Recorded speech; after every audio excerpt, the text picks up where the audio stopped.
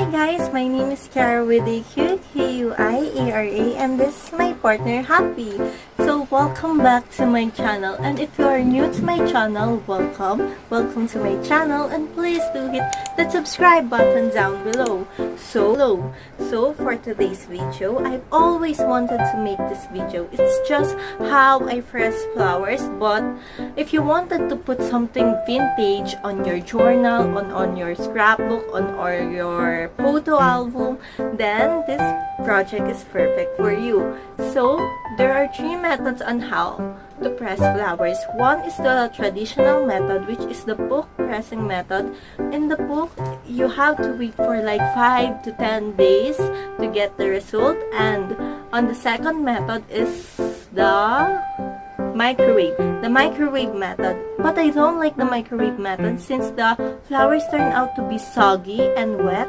And the third method is the ironing method, but I only like the ironing method when I wanted to preserve the colors of the flowers. But since I'm doing it as vintage and as old, as brown as possible, I'm doing the old-fashioned book pressing method. So without further ado, let's begin!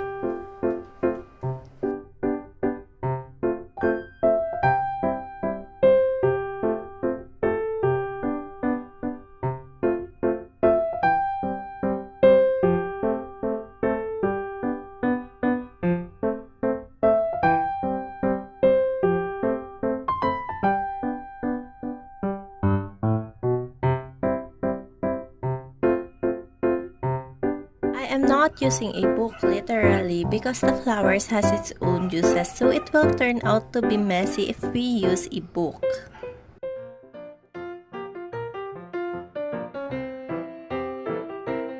And I am using an old wet notebook here that is not good for writing anymore, so I am using it to press flowers. I prefer placing it under the bed to have a weight on it, but not that heavy because it can destroy the flower. So you can press it on a book, on a one book only, but don't put so much weight on it. So this will be the outcome after 3 days. Gently and carefully fold the flower from the paper. And disclaimer, not all will turn out perfectly. Some turn out to be destroyed. I failed a lot of times, but keep trying. And I will still press this flower for 2 more days because I want it to be brown as possible. So this is the flower after 5 days.